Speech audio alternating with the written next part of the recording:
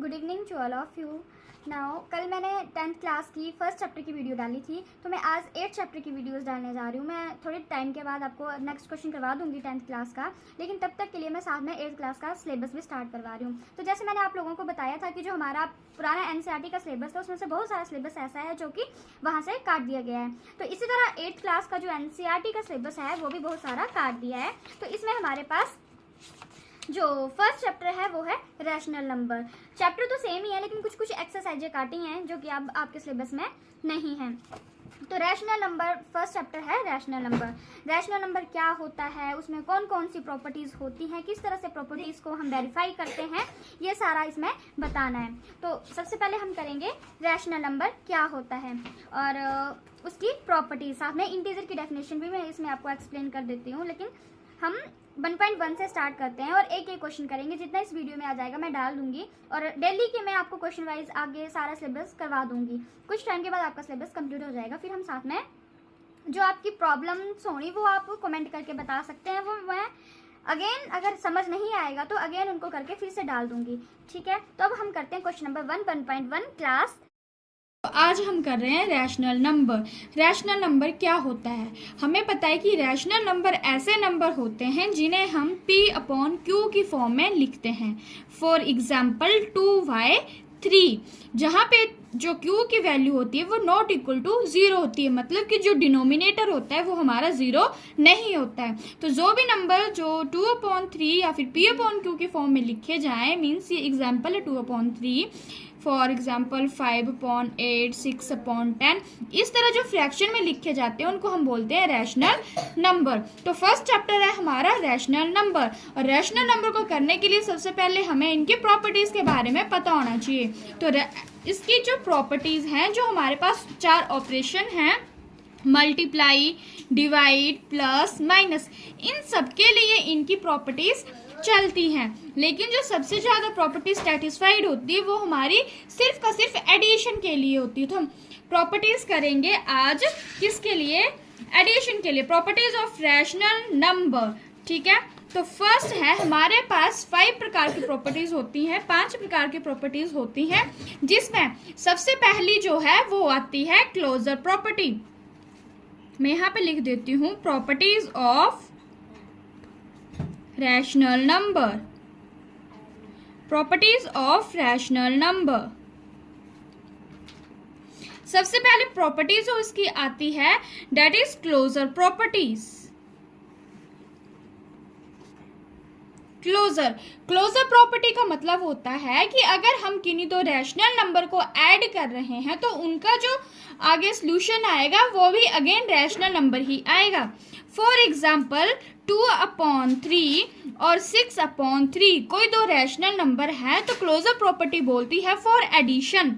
यहाँ पे लिख देती हूँ मैं, एडिशन के लिए हम ये प्रॉपर्टी सेटिस्फाइड कर रहे हैं। ठीक है, फॉर एडिशन के लिए। तो अगर मैं 2/3 को 6/3 में ऐड करती हूँ तो जो मेरे पास आगे नंबर आएगा वो भी अगेन एक रैशनल नंबर ही आएगा, जो कि 8/3 आया। तो 8/3 इज अ रैशनल नंबर। ठीक है, ये थी हमारे पास फर्स्ट प्रॉपर्टी। सेकंड प्रॉपर्टी है commutative property.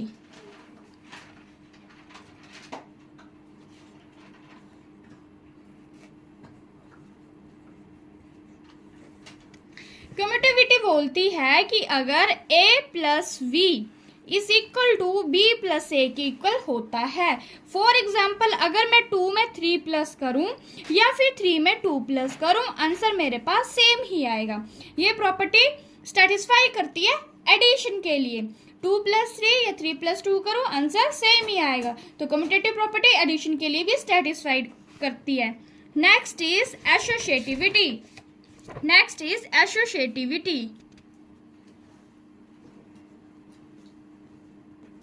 Associativity for addition, इसमें associativity जो है वो बोलती है कि अगर A3 हमारे पास कोई 3 रैशनल नंबर हैं, A plus B plus C, और 2 जो है वो उनको मैंने ब्रैकेट में कर लिया, इनका आंसर जो है A plus V plus C के इक्वल ही आएगा। फॉर एग्जाम्पल अगर मैं 2 + 3 + 4 करती हूँ इज इक्वल टू, और 3 + 2 + 3 + 4 करती हूँ, तो इनका सम, इसका सम इसके सम के इक्वली आएगा। तो इनको ऐड करती हूँ, ये बन जाएगा 2 + 7, 7 + 2 9, और ये बन जाएगा 5 + 4, 5 + 4 9। तो 9 = 9, मतलब एसोसिएटिविटी भी एडिशन के लिए वेरीफाई करती है। ठीक है, नेक्स्ट प्रॉपर्टी है आपकी, next property is role of zero, जिसको हम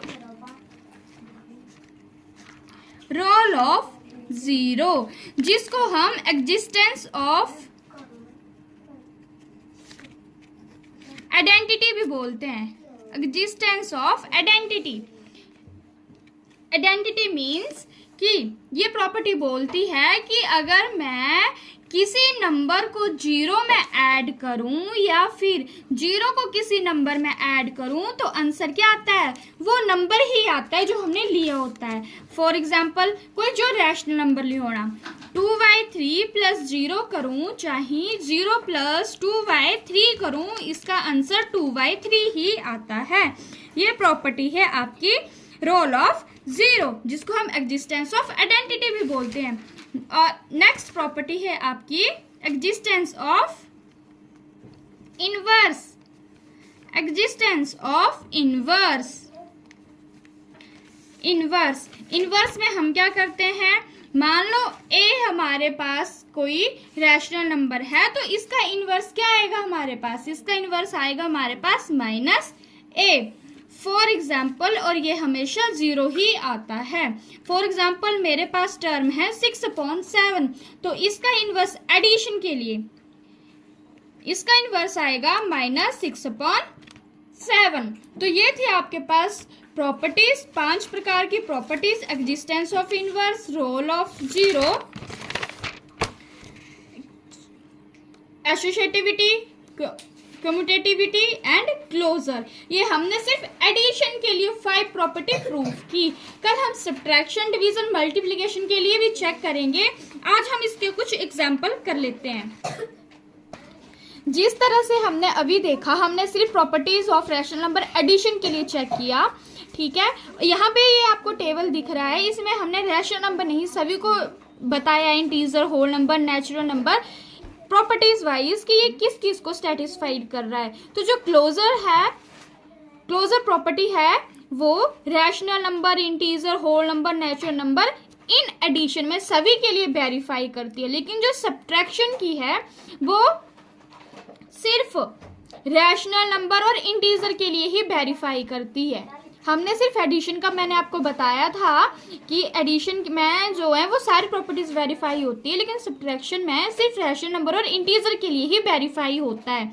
उसी तरह सब्ट्रैक्शन, ये था क्लोज, ये है कम्यूटेटिव। तो सब्ट्रैक्शन में कम्यूटेटिव रैशनल नंबर के लिए वेरीफाई नहीं होता है। फॉर एग्जाम्पल मैं अगर 3 में से 2 माइनस करूं और 2 में से 3 माइनस करूं तो उसमें +1 और -1 दोनों अलग अलग आ रहे हैं, तो that is not satisfied for commutative in subtraction. ठीक है जी। उसी तरह एसोसिएटिव के लिए भी वेरीफाई नहीं करेगी। मल्टीप्लिकेशन के लिए जिस तरह एडिशन की सारी प्रॉपर्टीज वेरीफाई कर रही है, क्लोज में, क्लोजर प्रॉपर्टी में भी वेरीफाई करेगी। चाहे 2 × 3 करो, चाहे 3 × 2 करो, तो ये दोनों के लिए वेरीफाई करेगी। उसी तरह कम्यूटेटिव के लिए भी वेरीफाई करेगी और एसोसिएटिव के लिए भी वेरीफाई करेगी। आपके सिलेबस में ज़्यादा मल्टीप्लिकेशन के और एडिशन का ही है, इसलिए मैं इसमें कुछ ज़्यादा नहीं करवा रही हूँ। मैंने प्रॉपर्टी समझानी थी आपको, वो मैंने बता दी। मेनली डीपली जाने का मकसद था कि आपको प्रॉपर्टीज़ के बारे में पता हो, तो वो आपको मैंने टेबल्स में यहाँ पे बता दिया है कि क्लोजर प्रॉपर्टी हमें बताती है कि हम जिन भी नंबर्स का सम, मल्टीप्लिकेशन, सब्ट्रैक्शन जो भी कर रहे हैं, उसको जो आंसर आएगा वो अगेन हमें वही मिलेगा।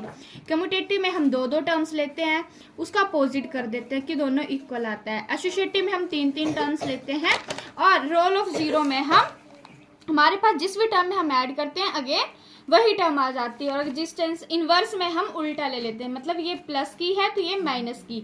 लेकिन हाँ, फॉर मल्टीप्लिकेशन के लिए हम जो इनवर्स करते हैं, अगर हमारे पास कोई टर्म है 6/3 तो उसमें इनवर्स जो हमारे पास आएगा वो 3/6 आ जाएगा। ये मल्टीप्लिकेशन के लिए इनवर्स है इसका, ठीक है। और जो मल्टीप्लिकेशन के लिए एग्जिस्टेंस ऑफ आइडेंटिटी होती है वो होती है 1।